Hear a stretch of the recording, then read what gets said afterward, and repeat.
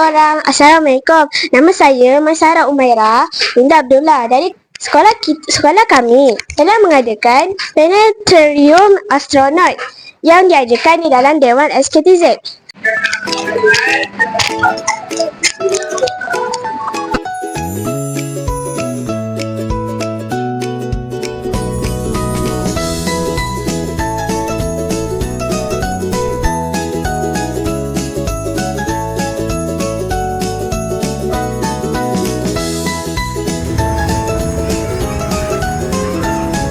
Nampak tak kat belakang tu? Itu adalah astronot untuk kita ambil gambar nanti. Okey.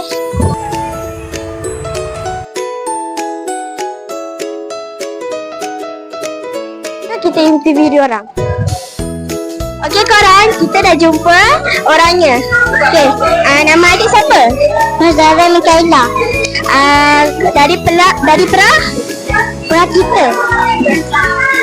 Okey, hari ni adik happy tak nak masuk planetarium? Happy? Okey, cakap bye-bye. Akak nak tanya, tadi masuk tu ada nampak apa je?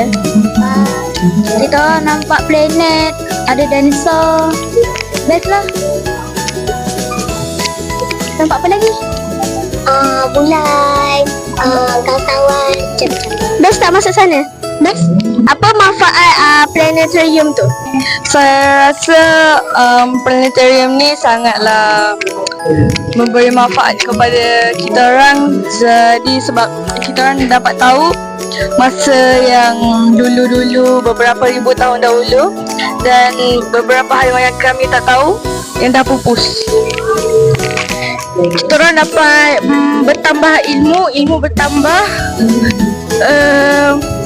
dapat belajar benda baru, benda yang macam dinosaur tu dah pupus, so kita dapat belajar balik.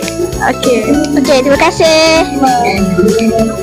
Untuk menambah ilmu dan pengetahuan.